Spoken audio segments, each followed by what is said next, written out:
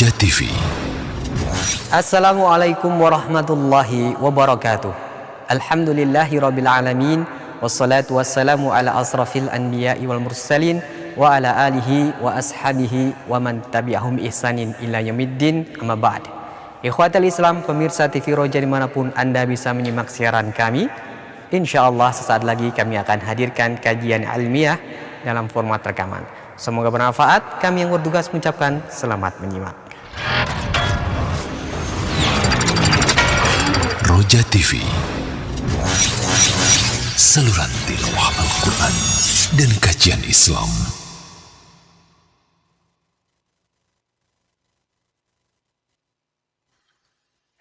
Bismillahirrahmanirrahim. Alhamdulillahi Rabbil Alamin. Wa ashhadu an la ilaha illallah wahdahu la sharika lah. وأشهد أن محمدًا عبده ورسوله صلى الله وسلم عليه وعلى آله وصحبه أجمعين. أما بعد، فقد روى الإمام أحمد في مسنده عن أبي أمامة رضي الله عنه قال: إن فتى شابًا أتى النبي صلى الله عليه وسلم فقال: يا رسول الله، ائذن لي بالزنا. فأقبل القوم عليه فزجروه وقالوا: مه. فقال النبي صلى الله عليه وسلم: أدنه. فدنا منه قريبا، قال فجلس. قال: أتحبه لأمك؟ قال: لا والله جعلني الله فداك. قال: ولا الناس يحبونه لأمهاتهم؟ قال: أفتحبه لابنتك؟ قال: لا والله يا رسول الله جعلني الله فداءك. قال: ولا الناس يحبونه لبناتهم؟ قال: أفتحبه لأختك؟ قال: لا والله جعلني الله فداءك. قال: ولا الناس يحبونه لأخواتهم؟ قال: أفتحبه لعمتك؟ قال: لا والله جعلني الله فداءك. قال: ولا الناس يحبونه لعماتهم؟ قال: أفتحبه لخالتك؟ قال: لا والله جعلني الله فداءك. قال: ولا الناس يحبونه لخالاتهم؟ قال: فوضع يده عليه وقال: اللهم اغفر ذنبه وطهر قلبه وحصن فرجه. فلم يكن بعد ذلك الفتى يلتفت إلى شيء.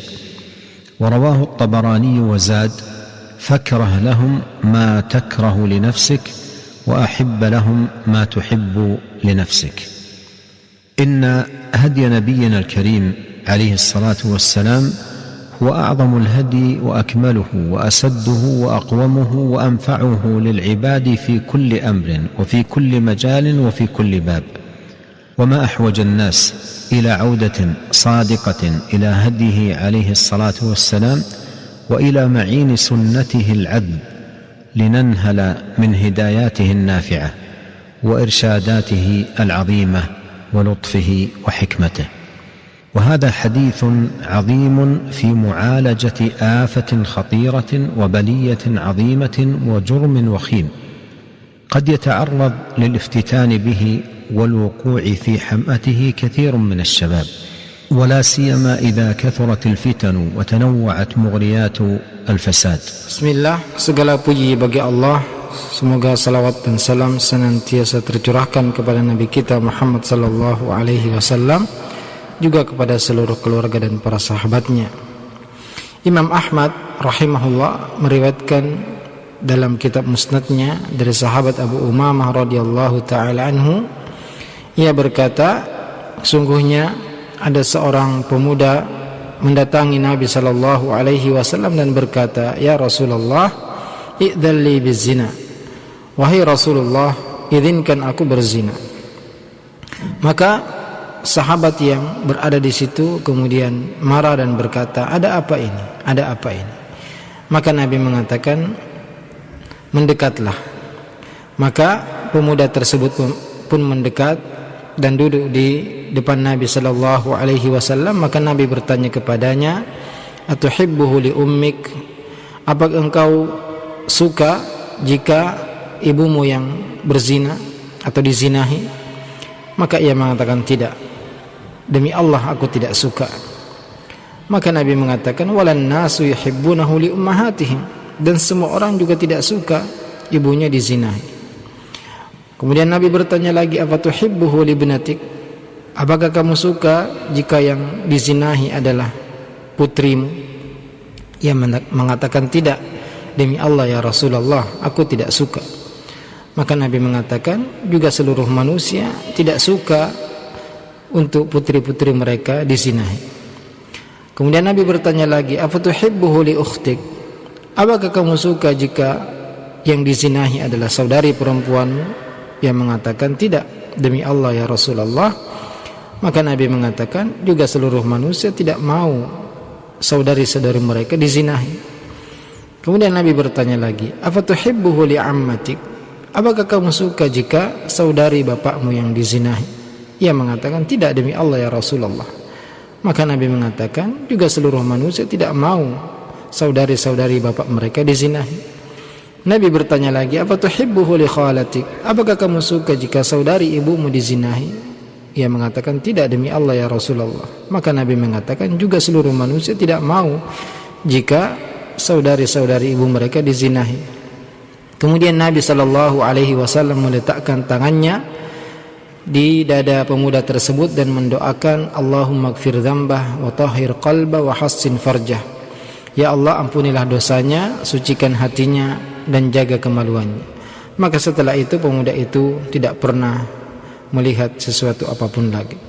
Kemudian Imam At-Tabrani juga menambahkan sabda Nabi SAW, fakrah lahum ma takrahu li nafsik wa ahibba lahum ma tuhibbu li nafsik. Maka bencilah apa yang kau benci untuk dirimu, bencilah untuk manusia apa yang kau benci untuk dirimu, dan sukai untuk manusia apa yang kau sukai untuk dirimu. Sungguhnya petunjuk Nabi kita yang mulia sallallahu alaihi wasallam adalah petunjuk yang paling agung, paling sempurna, paling lurus, paling bermanfaat bagi seluruh hamba pada segala sesuatu dan dalam segala bab.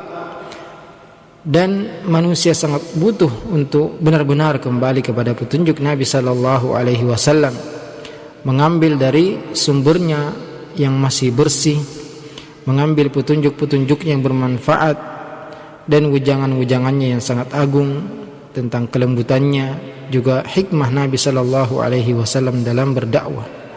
Hadis yang agung ini menjelaskan tentang cara mengobati penyakit yang sangat berbahaya, juga musibah yang besar dan dosa yang mengerikan yang bisa jadi manusia terfitnah dan jatuh kepada dosa tersebut, terutama para pemuda, juga terutama di waktu dan di zaman yang fitnah begitu tersebar dan godaan-godaan yang sangat bermacam-macam.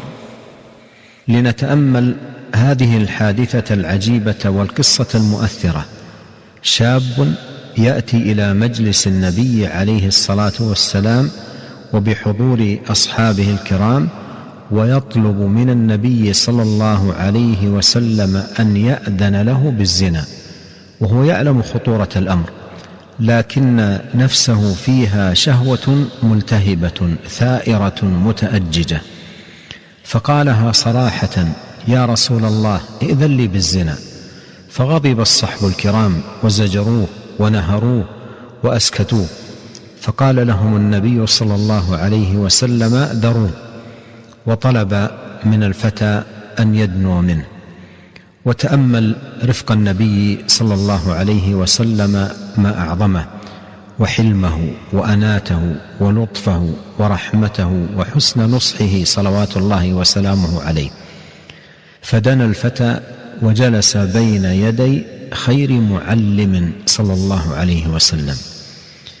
ولنتأمل أيضا هذا الشاب جاء وقد تأججت في قلبه الشهوة وثارت ثورة شديدة واشتعلت في صدره وأصبحت هي المسيطرة عليه، فعالجه النبي عليه الصلاة والسلام معالجة حكيمة لطيفة رفيقة استخرج بها الداء الذي أصيبت به نفسه، فدعاه النبي صلى الله عليه وسلم إلى أن يستثير من كامن نفسه مكان هذه الشهوة الثائرة الغيرة العظيمة التي جعلها الله في قلوب أهل الإيمان على حرمات الله. فبدل أن تكون الشهوة هي الثائرة المسيطرة على قلبه، أراد النبي صلى الله عليه وسلم أن تكون الغيرة الكامنة على المحارم هي المسيطرة. وكل أحد بلا ريب في قلبه غيرة على أمه وعلى ابنته وعلى أخته وعلى عمته وعلى خالته، لا يرضى أن يدنس شرفه أو أن تنتهك حرمته أو أن تلوث كرامته، يأبى ذلك أتم إباء ولا يرضاه. فكم هو جميل إذن تحريك هذا الدواء النافع للقلوب واستثارة هذا العلاج الكامل لمداواة هذه الشهوة المحرمة إذا ثارت في النفس. Mari kita perhatikan kisah yang indah ini, yaitu seorang pemuda yang datang ke majelis Nabi sallallahu alaihi wasallam, di mana di tempat itu ada para sahabat yang mulia.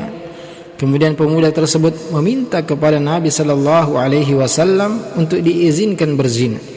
Padahal dia mengetahui bahayanya perkara ini, tapi karena syahwatnya yang meluap-luap, nafsunya yang sudah tidak tertahan, maka ia terus terang mengatakan, "Ya Rasulullah, idzan li bizina." Wahai Rasulullah, izinkan aku berzina. Maka para sahabat pun marah dan menggertak dia, kemudian mendiamkannya. Maka Nabi sallallahu alaihi wasallam mengatakan, "Daruh, biarkan." Kemudian meminta dari pemuda tersebut untuk mendekat kepada Nabi alaihi salatu wassalam. Dan perhatikan kelembutan Nabi sallallahu alaihi wasallam yang sangat besar. Kelembutan beliau, kasih sayang beliau, juga cara beliau menasihati dengan sangat baik. Beliau mendekat kepada pemuda tersebut, atau pemuda tersebut mendekat kepada Nabi sallallahu alaihi wasallam dan duduk di hadapan guru yang terbaik sallallahu alaihi wasallam. Kemudian kita perhatikan juga pemuda ini yang datang dengan nafsunya yang begitu menggelora, nafsunya yang sangat kuat yang ada di dalam dadanya sehingga menguasai pemuda tersebut. Maka Nabi alaihi salatu wassalam mengobatinya dengan penuh hikmah, dengan sangat lembut. Beliau mengeluarkan penyakit yang menimpa pemuda tersebut, dan Nabi sallallahu alaihi wasallam mengajaknya untuk berfikir tentang kecemburuan yang Allah jadikan di hati-hati orang beriman terhadap apa-apa yang diharamkan oleh Allah Subhanahu wa taala. Maka menjadi pengganti syahwat yang menggelora tadi diganti oleh Nabi sallallahu alaihi wasallam rasa cemburu terhadap para wanita-wanita yang menjadi mahram kita. Dan setiap orang tentu mempunyai kecemburuan terhadap ibunya, kepada putrinya, kepada saudarinya, kepada bibinya, kepada tantenya. Dan mereka tentu tidak ingin kehormatan mereka dirusak, kehormatan mereka dicabik. Dan tentu setiap orang yang normal tidak menginginkan hal tersebut. Maka di sini Nabi alaihi salatu wasallam menggerakkan obat tadi untuk hati yang dipenuhi dengan syahwat, kemudian diobati dengan rasa cemburu terhadap mahram atau orang-orang terdekat pemuda tersebut. وما أحوج الشاب في خضم الفتن العظيمة التي تعصف وتجرف وتحرف إذا ابتلي بشيء من ذلك أن يستثير في نفسه هذه الغيرة العظيمة بأن يتذكر أن له أما أو بنتا أو أختا أو عمة أو خالة ولا يرضى أن تدنس كرامته أو أن ينتهك عرضه. وكلما خطت قدمه إلى شيء من هذه الآثام زمها بهذا الزمام واستثار فيها هذه الغيرة، فإنها بإذن الله صمام أمان وواق عظيم من الولوج والانغماس في هذه الرذيلة.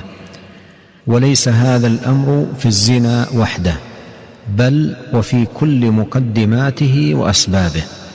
فهذه قاعدة جامعة تتذكر دائما وأبدا: أتحبه لأمك؟ أتحبه لابنتك؟ أتحبه لأختك؟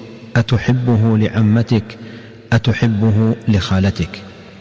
مثلا لو أن شابا حدثته نفسه أن يتخاطب مع فتاة عبر جوال أو غيره مخاطبة آثمة حتى ولو لم يبلغ حد الزنا، فليتذكر هذا الكلام العظيم الجامع: أتحبه لأمك؟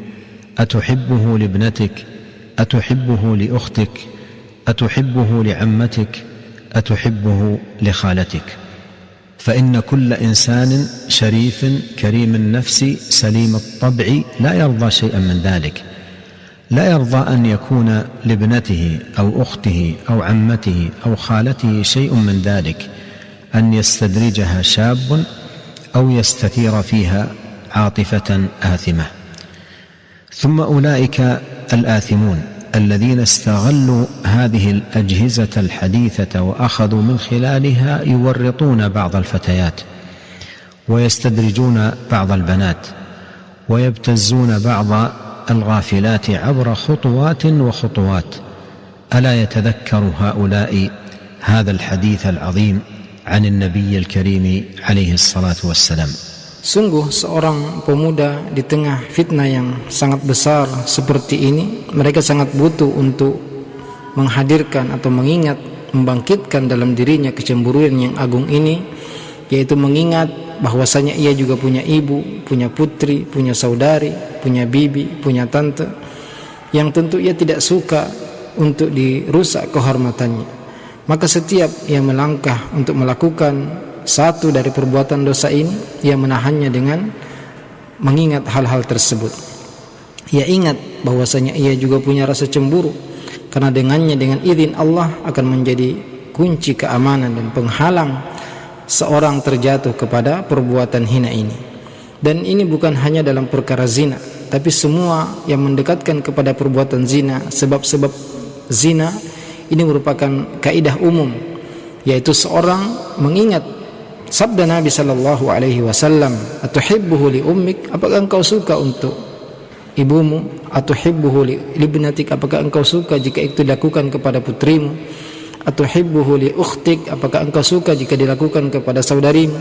"Atuhibbuhu li ammatik?" Apakah engkau suka jika dilakukan untuk saudari bapakmu? "Atuhibbuhu li khalatik?" Apakah engkau suka jika dilakukan untuk saudari ibumu?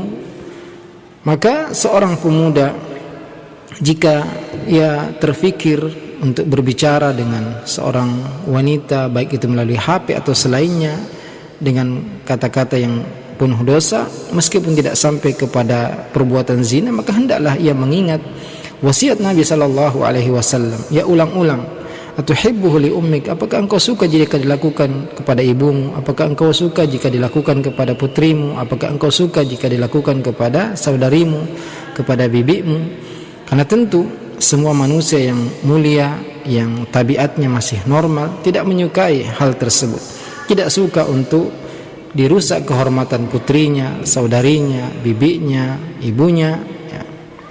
Tentu ya, semua orang tidak menginginkan hal tersebut. Juga mereka yang melakukan hal tersebut, yang menipu para pemudi dan memancing para wanita-wanita yang lalai dengan cara-cara mereka, hendaklah mereka mengingat hadis yang mulia ini, yaitu wasiat dari Nabi sallallahu alaihi wasallam. ونتأمل أثر هذا الدواء وعظم نفع هذا العلاج لقلب ذلك الشاب وهو يستمع إلى النبي صلى الله عليه وسلم، وفي كل مرة يقول للنبي صلى الله عليه وسلم: لا والله يا رسول الله جعلني الله فداءك. يقسم بالله العظيم بأنه لا يحب ذلك، لا لأمه ولا لابنته ولا لأخته ولا لعمته ولا لخالته. وهذا لسان صاحب كل نفس أبية، إذا قيل له ذلك قال: لا والله لا أرضى ذلك. فإن كان لا يرضى ذلك لأم أو بنت أو أخت أو عمة أو خالة، فليتذكر أن الناس كلهم مثله، لا أحد منهم يرضى لشرفه أن يدنس أو لعرضه أن ينتهك. والمرء المسلم يحب لأخيه ما يحب لنفسه. ولهذا قال النبي صلى الله عليه وسلم لذلك الشاب كما في رواية للحديث: فاكره لهم ما تكره لنفسك وأحب لهم ما تحب لنفسك. وهذا نظير قول النبي عليه الصلاة والسلام: لا يؤمن أحدكم حتى يحب لأخيه ما يحب لنفسه. وقوله عليه الصلاة والسلام: فمن أحب أن يزحزح عن النار ويدخل الجنة فلتأته منيته وهو يؤمن بالله واليوم الآخر وليأتي إلى الناس الذي يحب أن يؤتى إليه. وهذا يتناول كف الأذى والمكروه عن الناس، وأن يبغض لأخيه ما يبغض لنفسه من الشر، ولم يذكره في الحديث، لأن حب الشيء mustalzimun bughdha naqidhah. Mari kita perhatikan pengaruh dan dampak obat yang disebutkan oleh Nabi sallallahu alaihi wasallam. Besarnya manfaat obat tersebut. Bagaimana hati pemuda tersebut berubah setelah mendengar Nabi sallallahu alaihi wasallam setiap kali bertanya ia mengatakan, la wallahi ya Rasulullah ja'alanillahu fida'ak. Tidak, demi Allah ya Rasulullah, aku tidak suka. Ia bersumpah dengan nama Allah yang Maha Agung bahwasanya ia tidak suka. Ia tidak suka hal itu dilakukan untuk ibunya, untuk saudarinya, untuk putrinya, untuk bibinya. Dan ini adalah ungkapan semua jiwa yang mulia. Jika dikatakan kepadanya hal tersebut, dia akan mengatakan, demi Allah saya tidak mau, aku tidak suka.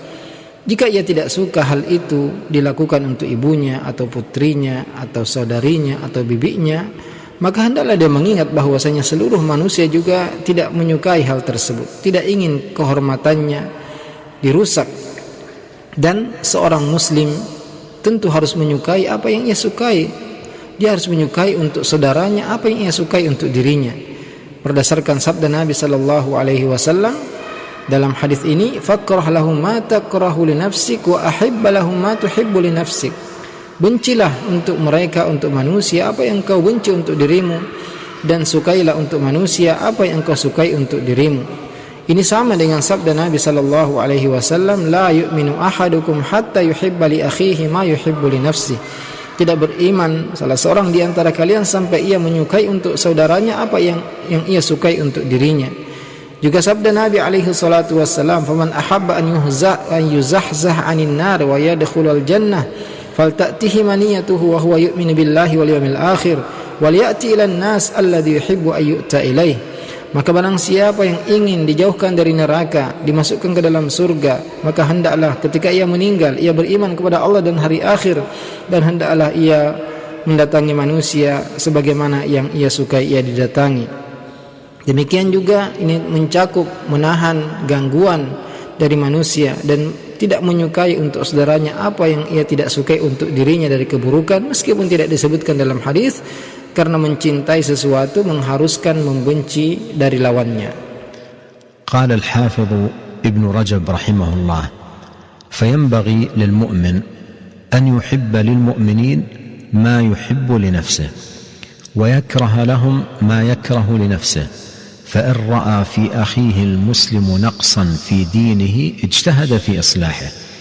قال بعض الصالحين من السلف: أهل المحبة لله نظروا بنور الله وعطفوا على أهل معاصي الله، مقتوا أعمالهم وعطفوا عليهم ليزيلوهم بالموعظة عن فعالهم، وأشفقوا على أبدانهم من النار. ثم لنتأمل مع كمال هذا الإحسان وجمال هذا النصح والبيان توج النبي عليه الصلاة والسلام ذلك بتلك الدعوة العظيمة المباركة الميمونة، فوضع يده الشريفة صلى الله عليه وسلم على صدر ذلك الشاب وقال: اللهم اغفر ذنبه وطهر قلبه وحصن فرجه. دعا له بهذه الدعوات الثلاثة العظيمة: غفران الذنب وطهارة القلب وتحصين الفرج. وكم تمس حاجة الشاب إلى هذه الدعوات وتكرارها، ولا سيما إذا كثرت أسباب الفتن ومغرياتها، فكلما حدثته نفسه بشيء من ذلك لجأ إلى الله داعيا بهذه الدعوات بصدق وإخلاص، كما قال الله تعالى عن يوسف عليه السلام: كذلك لنصرف عنه السوء والفحشاء إنه من عبادنا المخلصين، أي بسبب إخلاصه صرفنا عنه السوء، وكذلك كل مخلص كما يدل عليه عموم التعليل. Berkata Al-Hafidh Ibn Rajab rahimahullah, siogianya bagi setiap mukmin untuk menyukai untuk kaum mukminin apa yang ia sukai untuk dirinya, dan membenci untuk manusia, untuk orang-orang yang beriman apa yang ia benci untuk dirinya. Maka apabila ia melihat pada saudaranya sesama muslim ada kekurangan dalam agamanya, maka ia berusaha untuk memperbaikinya. Berkata sebagian orang-orang soleh dari kalangan salaf, ahlul mahabbati lillah nadharu binurillah. Orang-orang yang cinta karena Allah, mereka melihat dengan cahaya dari Allah. Mereka merasa kasihan terhadap orang-orang yang bermaksiat kepada Allah. Mereka membenci amalan mereka, tapi mereka kasihan kepada mereka dan berusaha untuk menghalangi mereka dari perbuatan maksiat tersebut, karena mereka kasihan bahwasanya badan-badan mereka akan dibakar di api neraka. Kemudian mari kita perhatikan di dalam hadis ini kesempurnaan nasihat dan kebaikan Nabi sallallahu alaihi wasallam. Bagaimana setelah beliau memberi nasihat, beliau menambahkan dengan doa yang sangat agung, doa yang penuh berkah. Beliau meletakkan tangannya yang mulia sallallahu alaihi wasallam di dada pemuda tersebut dan mendoakan, Allahumma ighfir dzambah wa tahhir qalbah wa hassin farjah. Ya Allah, ampunilah dosanya, sucikan hatinya, jaga kemaluannya. Beliau berdoa dengan 3 doa agung ini, yaitu dosa agar dosanya diampuni, hatinya dibersihkan, dan kemaluannya dijaga. Maka para pemuda sangat butuh dengan doa-doa ini, sangat butuh untuk diulang-ulangi kepada mereka doa ini, terutama ketika sebab-sebab fitnah dan godaan-godaan itu semakin banyak. Maka setiap ia tergoda untuk melakukan perbuatan dosa terkait dengan syahwat, maka ia segera kembali kepada Allah, berdoa dengan doa yang mulia ini dengan penuh kejujuran dan keikhlasan, sebagaimana firman Allah tentang Nabi Yusuf alaihi salam, kadzalika linasrifa anhu as-su'a wal fahsya innahu min ibadina al-mukhlasin. Demikianlah kami palingkan darinya keburukan dan perbuatan keji, sungguhnya ia termasuk hamba-hamba yang terpilih. Maksudnya adalah karena keikhlasannya, maka kami palingkan dia dari keburukan. Demikianlah semua orang yang ikhlas, sebagaimana yang ditunjukkan oleh keumuman maksud dari ayat tadi. وليتذكر أن فلاحه في الدنيا والآخرة معلق بحفظ فرجه، فلا سبيل له إلى الفلاح بدونه. قال تعالى: قد أفلح المؤمنون الذين هم في صلاتهم خاشعون والذين هم عن اللغو معرضون والذين هم للزكاة فاعلون والذين هم لفروجهم حافظون إلا على أزواجهم أو ما ملكت أيمانهم فإنهم غير ملومين فمن ابتغى وراء ذلك فأولئك هم العادون. وهذا يتضمن 3 أمور: أن من لم يحفظ فرجه لم يكن من المفلحين، وأنه من الملومين، وأنه من العادين، ففاته الفلاح واستحق اسم العدوان ووقع في اللوم، فمقاساة ألم الشهوة ومعاناتها أيسر له من بعض ذلك. Dan hendaklah setiap orang mengingat bahwa keberuntungannya di dunia dan di akhirat tergantung apabila ia menjaga kemaluannya.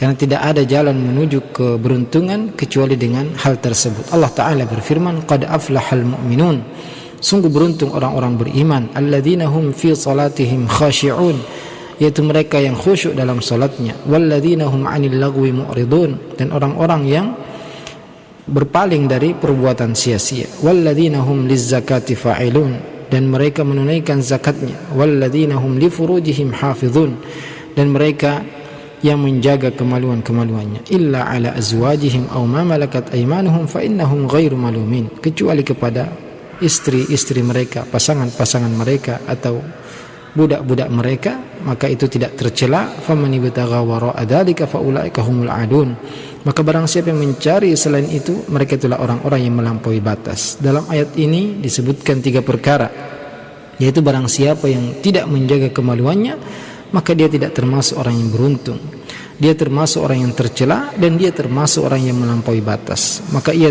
tidak mendapatkan keberuntungan, ia berhak untuk mendapat gelar melampaui batas, juga ia terjatuh kepada perbuatan yang tercela. Maka melawan syahwat dan menahannya itu lebih mudah daripada mendapatkan salah satu dari apa yang disebutkan tadi. هذا وقد تنوعت الهدايات المباركة والتوجيهات المسددة المأثورة عن النبي الكريم عليه الصلاة والسلام في علاج هذا الداء وكبح هذه الشهوة المحرمة.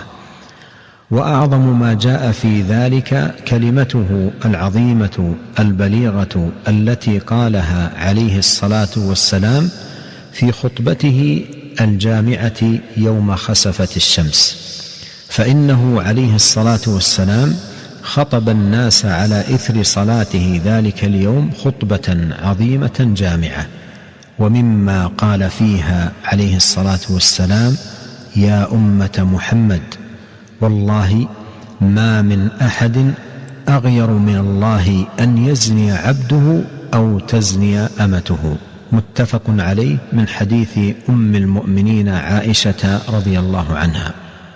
وهذا أعظم باب لإغلاق كل بلاء وصد كل فتنة، أن يتذكر المرء أن رب العالمين يراه، وأنه جل وعلا مطلع عليه، وأنه سبحانه يغار أن يزني عبده أو أن تزني أمته، فيحذر سخط الله وعقابه، ويتجنب كل أمر يجره إلى ما يسخط الله ويغضبه سبحانه. Juga ada berbagai cara yang dilakukan oleh Nabi Shallallahu Alaihi Wasallam untuk memperingatkan para umatnya untuk mengobati penyakit yang berbahaya ini, penyakit syahwat yang terharam ini. Di antaranya apa yang beliau sebutkan dalam khutbah beliau yang sangat agung ketika terjadi gerhana matahari. Nabi Shallallahu Alaihi Wasallam berdiri berkhutbah di hadapan manusia setelah salat. Beliau berkhutbah dengan khutbah yang panjang, dan di antara perkara yang beliau sebutkan adalah: ya ummata Muhammad, wallahi ma min ahadin aghyaru min Allahi an yazni abduhu aw tazni amatuhu. Muttafaqun alaih min hadits Ummul Mukminin Aisyah radhiyallahu anha. Nabi alaihi salatu wasallam mengatakan: wahai umat Muhammad, demi Allah tidak ada satupun yang lebih cemburu daripada Allah azza wa jalla jika hamba laki-lakinya atau hamba wanitanya berzina. Hadis riwayat Bukhari dan Muslim dari hadis Aisyah radhiyallahu anha. Dan ini adalah pintu terbesar yang ditutup oleh Nabi sallallahu alaihi wasallam, yaitu seorang mengingat bahwasanya Rabbul Alamin, Tuhan semesta alam melihatnya. Allah Subhanahu wa taala memperhatikannya, dan Allah Subhanahu wa taala sangat malu jika hambanya laki-laki atau hambanya perempuan berzina. Maka hendaklah ia mengingat waspada dari murka Allah Subhanahu wa taala, dari hukuman Allah Subhanahu wa taala, dan menjauhi semua perkara yang bisa mendatangkan kemurkaan dan kemarahan Allah Azza wa Jalla. Wal ghairatu ala maharimillah laha sya'nun 'azim fi babi salahil qalb. فهي كما يقول ابن القيم رحمه الله تخرج ما فيه من الخبث والصفات المذمومة كما يخرج الكير خبث الذهب والفضة والحديد. وأشرف الناس وأعلاهم همة أشدهم غيرة على نفسه وخاصته وعموم الناس.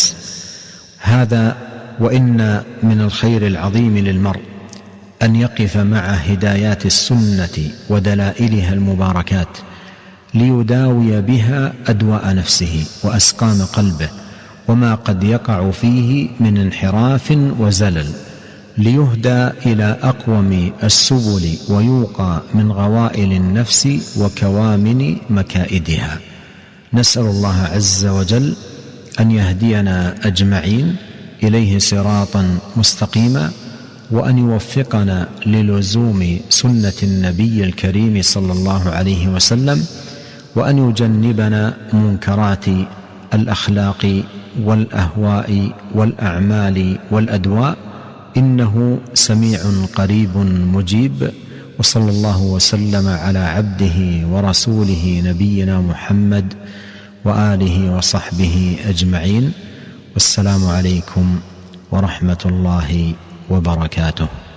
Dan girah atau rasa cemburu terhadap perkara-perkara yang diharamkan oleh Allah Subhanahu wa taala mempunyai kedudukan yang tinggi, mempunyai pengaruh yang besar untuk memperbaiki hati. Sebagaimana yang disebutkan oleh Ibnu Qayyim rahimahullah, tukhriju ma fihi minal khabathi was sifatil madhmumah, akan mengeluarkan dari hati keburukan dan sifat-sifat yang tercela, kama yukhrijul kiru khabathadz dhahabi wal fiddati wal hadid, sebagaimana alat pandai besi membersihkan kotoran emas, perak dan besi.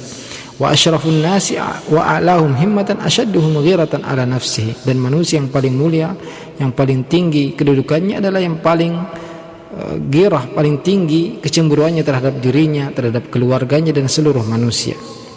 Makanya Nabi alaihi salatu wassalam adalah manusia yang paling besar cemburunya kepada umatnya. Dan tentu termasuk kebaikan yang sangat besar, yaitu kita selalu memperhatikan hidayah-hidayah sunnah Nabi sallallahu alaihi wasallam, petunjuk-petunjuk yang penuh berkah, agar kita bisa mengobati penyakit-penyakit hati kita, dan jangan sampai kita terjatuh kepada penyimpangan. Dan Allah Subhanahu wa taala yang memberi petunjuk kepada jalan yang lurus dan yang dapat membersihkan hati-hati kita. Kita memohon kepada Allah, semoga Allah memberikan kita petunjuk kepada jalan yang lurus, memberi kita taufik untuk selalu melazimi sunnah Nabi sallallahu alaihi wasallam, dan menjauhkan kita dari akhlak yang buruk, hawa nafsu, perbuatan yang buruk, juga penyakit-penyakit yang buruk. Sungguhnya Allah Maha mendengar, Maha dekat, Maha mengabulkan doa. Semoga salawat dan salam tercurahkan kepada Nabi kita Muhammad sallallahu alaihi wasallam. Wa sallallahu wasallam ala nabiyyina Muhammadin wa ala alihi wa sahbihi ajma'in. Wassalamu alaikum warahmatullahi wabarakatuh.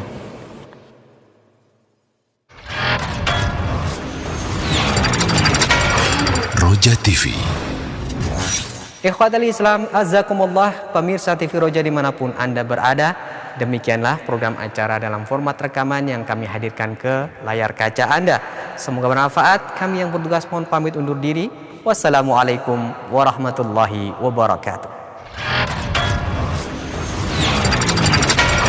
Roja TV.